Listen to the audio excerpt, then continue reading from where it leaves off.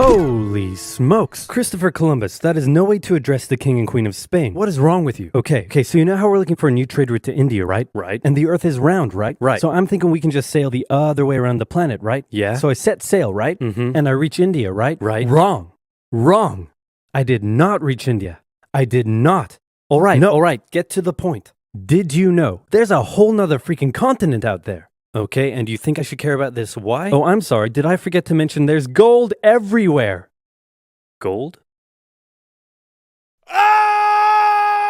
Columbus landed in Central America in October 1492, and he had the time of his life. And by that I mean he went on a huge theft and murder spree. He stole gold, jewelry, people, and a hammock. And then he returned to show off all of his riches, including a few previously undiscovered items such as tobacco, the pineapple, turkeys, and a hammock. Now I know what you're thinking, but oversimplified, Columbus didn't discover America, the Vikings did. And you'd be partially right. In the 11th century, Leif Erikson was the first European to land in America. And suddenly the race was on to explore and conquer the New World. After a couple centuries of warring with the natives and each other, the European powers had claimed quite a lot of land, including this area, which both the English and the French claimed as theirs. One day the French said, "I'm gonna build some forts along here." And the English were like, "Could you not?" And the French said, "Sorry, but no, I could not." And they went ahead and built their forts. And what happened next was a 7-year-long major global conflict, which Great Britain won. At the peace negotiations, Spain gave up Florida, while France gave up all of its territories in North America. But Britain's victory came at a cost, a £60 million cost. They were now broke, in a lot of debt, and had to come up with some way to repay it. So they went to the colonies and said, "Okay, listen up. So a huge part of the war was spent protecting you from the French, and now we have no money because of it.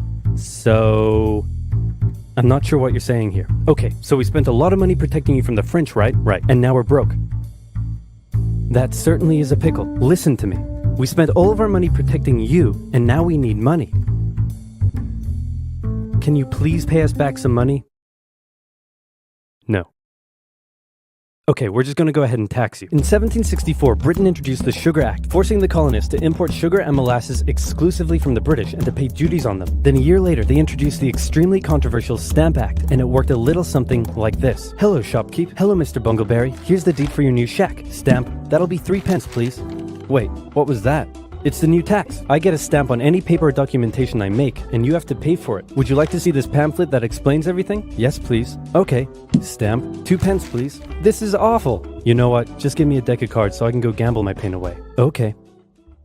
No. Don't do it.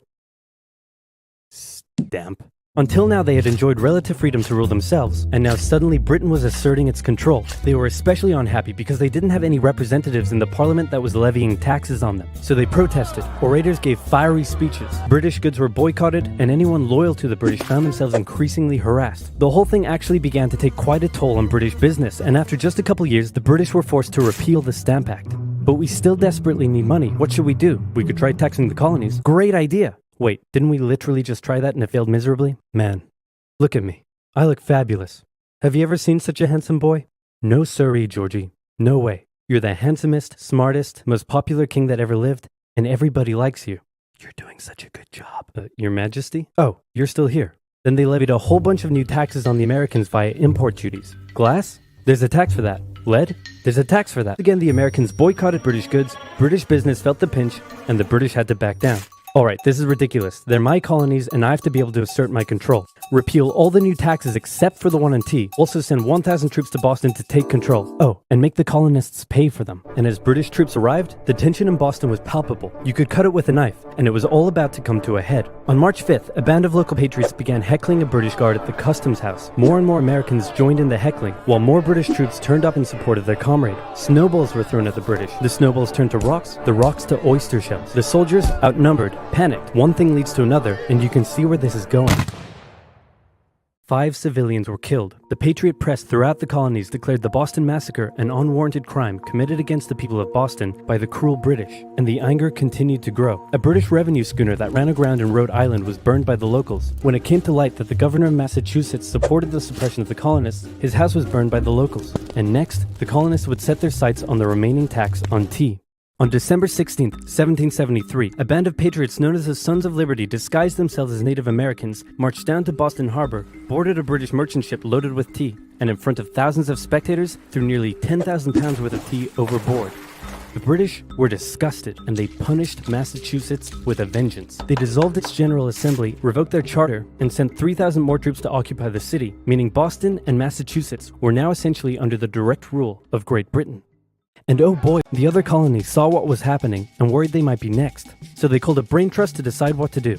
56 delegates from 12 colonies gathered and met in Philadelphia at the First Continental Congress, and the roll call read like a who's who of America's finest thinkers. I'm talking lawyers extraordinaire Johnny A and Johnny J, experienced military commander George Washington, businessman Samuel Adams, fiery orator Patty H. Weren't present at the first Congress, soon names like James Madison, Benjamin Franklin, Thomas Jefferson, and much later Alexander Hamilton would all serve time in the Continental Congress. The question now, though, was what to do about the British. After much bitter debate and disagreement, they eventually agreed on an amazing solution. They would simply ask the British to stop. Can you stop?